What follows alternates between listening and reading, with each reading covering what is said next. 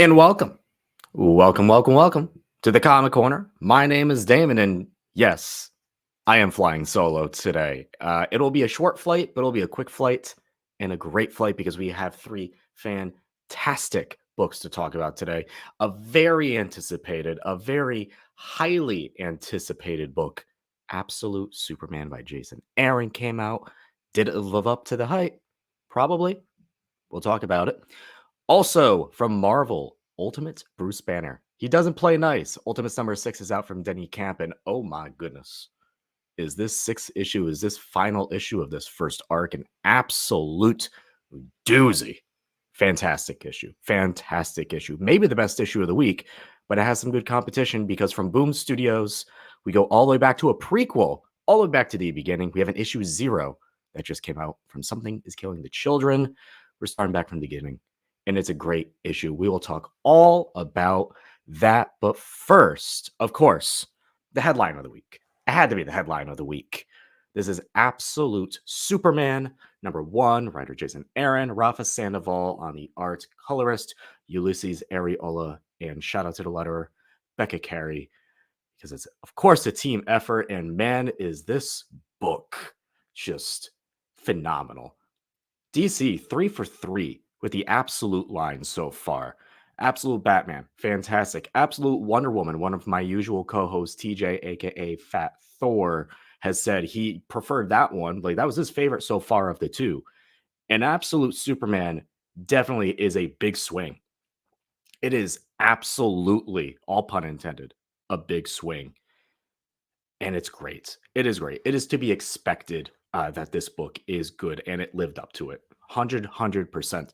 Going into some very light spoilers. As we have seen with the previous 2 Absolute books, there is an aspect or 2 or 3 that has drastically changed about all of these characters. With Bruce, we had a major change. He is no longer rich. He's poor. Not poor. He's working class, right? This Bruce is working class. This Batman is working class. That is the biggest change. We get to see how that has affected him. And of course, his mom by the end is actually still alive. Wonder Woman, not raised in paradise. She's raised in the opposite, in hell. How is that change her? She also has some magical witch powers. Very cool. This, to me, is the biggest change about all 3 of these characters, and it has to do with Superman right here. This is a Superman that seems like it is closer to a Supergirl story with his history with Krypton. However, the biggest change, and I will say this is a spoiler, so if you don't want to hear this specific spoiler, skip ahead. His parents are not the high regarded scientists on Krypton. They are working class. The Superman symbol that we know today, the symbol that we all recognize as hope, is actually a symbol for those of the working class. And that's how he grew up. He is grown up on Krypton. He was there. So he gets to see Krypton go down. So when he's back on Earth and now he's helping these lower middle class people, currently in Brazil, he's been doing this all around the world, but at the moment he's in Brazil. He's helping him out because he understands that's where he came from. That's where his love comes from. It comes for helping those who need it the most. And of course, we get to see snippets of what's going on with the Kents because this is a Superman who didn't grow up with the Kents. So we get to see all of that. He's not Clark. He is Kal-El. It's very, very, very fascinating. Of course, as we see with all these Absolute books, there's a lot of twists and turns on a bunch of these characters. And some of them surprised me. Some of them was like, okay, I see where we're going here.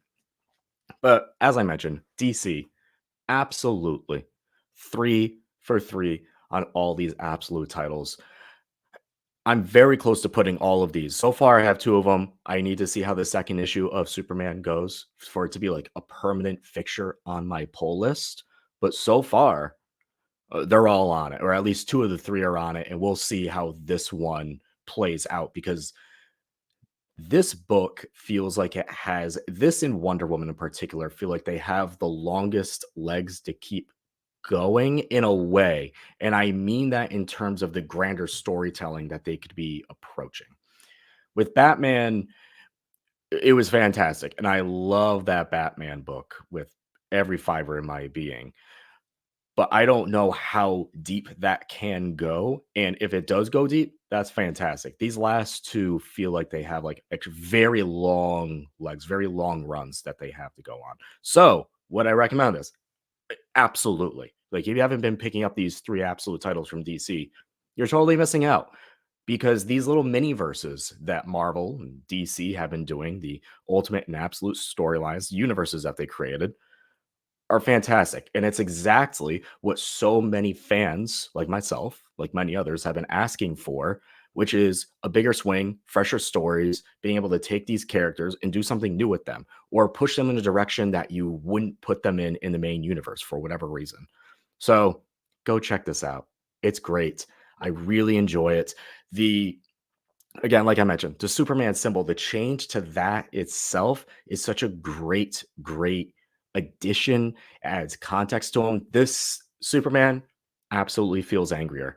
And I've always been a person that loves a Boy Scout Superman, the grounded Superman. And yes, when you deal with the stuff going on Krypton, you're gonna get some sci-fi elements in there. That's not the Superman that I love the most, but it's still, even on Krypton, very surprisingly, still very grounded in its storytelling for as highly advanced in technology as Krypton is, because it is just so relatable in the world that we live in, which is how comics and stories in everything that we've done from the dawn of time have been done. So, highly recommend it. Go check this out. It's a fantastic first issue and a book I mentioned that has been fantastic, a universe that has been fantastic, is The Ultimates. Writer Denny Camp, Juan Frigeri, Federico Blee, colorist, and letterer Travis Lanham. This has been a stunner for me. When this lineup was announced, it was still very small. And that's a good thing about this Ultimates lineup. You start with 3 books, and then you add the Ultimates later on onto it. And this is the world building book. This is the team book because even in the Ultimate X-Men book, it's been a while since, like, not a while. It's been taking a while to really feel like there's a proper team there. And this is like that team book. And one of the fascinating things about this series is that the world feels like it's building outside of the issues as well. When you open up this issue, again, light spoilers, but we already see a reassembled android Human Torch. We didn't see that happen on page. We saw a tease of what could be coming to that. There's been mentions to it in other issues, but we never saw the assembly. He's there. He's in this. So it feels like with each issue, it's been a proper month between issues, which is how they've been telling it. You're seeing these snippets within those months. So the story is playing out between each individual issue. Maybe we'll get like a one shot showing how this version was created or restored, whatever. That's fine. But it's really cool because it really just feels lived in. Now, as I mentioned earlier, we're dealing with the first big villain that this group of Ultimates is going up against. Ultimate Bruce Banner, this Ultimate Hulk is oh man, this Ultimate Hulk is scary because he's level-headed, he's cool, he has a lot of martial arts aspect, and that is a tease because I don't want to get too deep into this book, into spoilers, because the reveals in here are fantastic. So good. And I'm very glad that I went into this fairly blind, only knowing the return of the Human Torch, honestly. Outside of that, go read this. This entire first arc is phenomenal. It's a masterclass in world building, and the lead up to it, the build is worth every single issue. This issue, of course, then leads on a major cliffhanger. It can go in so many different directions. We have a potential death of a major character in this universe. And that's all I will say on that. A major character in this universe. These books feel like they have weight to them, there's consequences. Denny's Camp is killing it. And of course, Juan Frigeri's art is phenomenal as always. So, again, if you haven't been reading this, if you've been interested in the Ultimate Universe, but you haven't been diving into this book, this feels like a must. This is telling the grander universe outside of like your Ultimate Spider Man, which is fantastic, outside of the Ultimate Black Panther, which is expanding the mystical side of things in the Ultimate Universe. And Ultimate X Men, although it is a little bit of a separate outlier with its very small storytelling specifically taking place within Japan, this is the grander Ultimate Universe book. And I love that Denny's Camp is able to just completely like almost have full reign to tell the stories and create the characters that he wants, whether it's a completely original character like Charlie, who is Hawkeye, or a different take on a classic Marvel hero or Dick villain like Doctor Doom. Go pick this book up. These ultimate books, these absolute books, have been the best things these two companies have been putting out. I mean that wholeheartedly. It's the best storytelling. The artwork in here is phenomenal in every single issue, in every single line. Go read them. Go read them. Go check them out. Whether it's in the trade volumes, which I believe Ultimate Spider Man and Ultimate Black Panther, the trade is out for those already. And soon, the trade for this, the Ultimates, should be out as well. Go check it out. Go pick it up. Go to your local comic shop. Go read them. You will not be disappointed. A book I'm never disappointed with. I hardly ever disappointed with. This is our third book, our last book of the day. Something is Killing the Children. James Tynion IV. Werther Dell'Edera. A fantastic duo, a fantastic combo. This is the 5-year anniversary of Something is Killing the Children. Boom Studios' biggest title. They have a Netflix show coming out eventually, hopefully sooner than later, because I'm actually really looking forward to that. But this is issue 0. Yeah, for a 5-year anniversary, I think we are pretty deep in. We're almost like I think we're at issue 40, 41 now in the main line of Something's Killing the Children. But we're going all the way back to issue 0 because this whole run, this whole story starts out with Erica Slaughter, who's coming back from a previous mission that she had going out to a new mission. This story is telling the previous mission. And when you're 5 years into a book that's an ongoing, that has 40 plus issues and more to count, and allegedly issues going all the way up to 100, you need an entry point for some folks. And that's what this offers. This is a great sampler to get into this universe, but it does it in 2 different ways. Because it is an issue 0, you're able to go back and see a story before the rest of the world plays out. The rest of the story plays out. So you're not spoiled with anything going forward because you're going back, but you're not going too far back, which is also very impressive. Because if you go too far back, reveals, all that stuff that are spoiled on later or revealed later completely doesn't have the same effect. It was very well done, very well thought out to put this in the mission prior to our very first mission in issue 1. The intriguing and just, again, a very good, very well done from James Tynion IV is that he's then able to use this issue, which is a entry issue for a lot of folks, but for the longtime readers, we're going to be picking this up as well. It sets the story up going forward. So we introduce a character that I assume we will be seeing later on. And this last arc that we just had, that went for 5, 6 issues, was telling stories of Erica's past prior to this to really get a grip on who she is and how she got to this point as a person and what makes her different from the rest of all the other monster hunters that she deals with within the House of Slaughter. It's so cool. It's just great.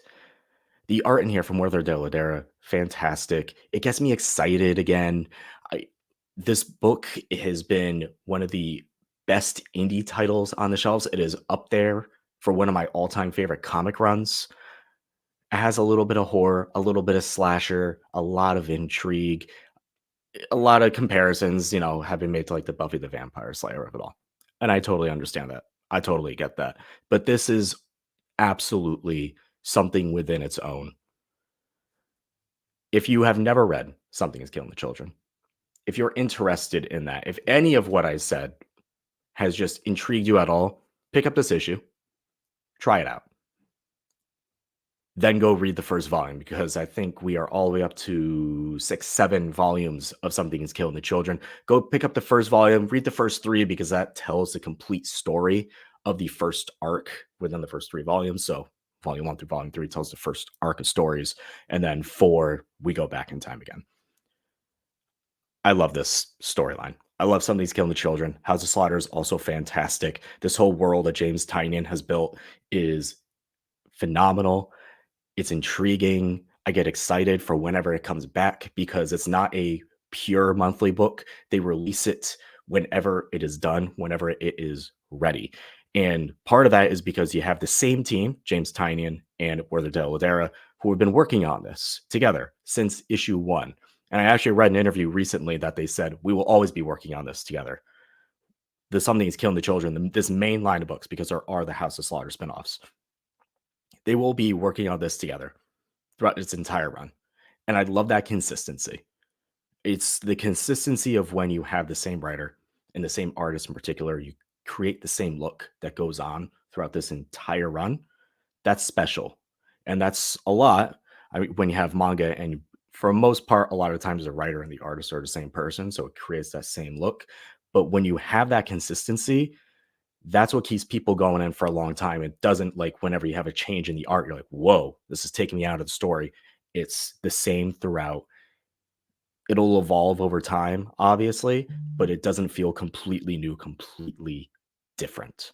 So, as I mentioned, if you've never read Something's Killing the Children, go check this out because I think this is a great introductory issue. And if you're a longtime fan, you're going to love this because it's cool to see the story that we were hinted at 5 years ago, that we were teased a little bit 5 years ago, start to play out now and where this is all kind of leading to in Erica's next chapter of her saga.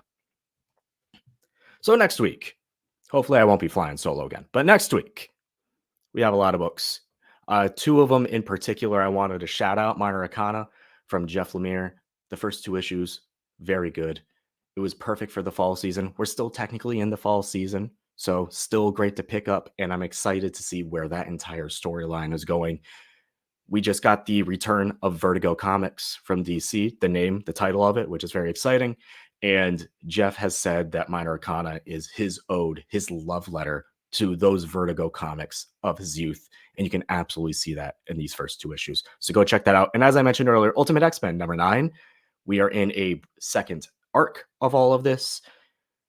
The last issue brought me back. I'm not going to lie. Issue 7 took me out of it a little bit. The last issue brought me back, and I'm excited to see where this second arc is going as we continue to build out this very different, very unique X story that Peach Momoko is building. Make sure you go to your local comic shop, pick up your comics, go support your local comic shop, and until next time, don't forget, read some comics.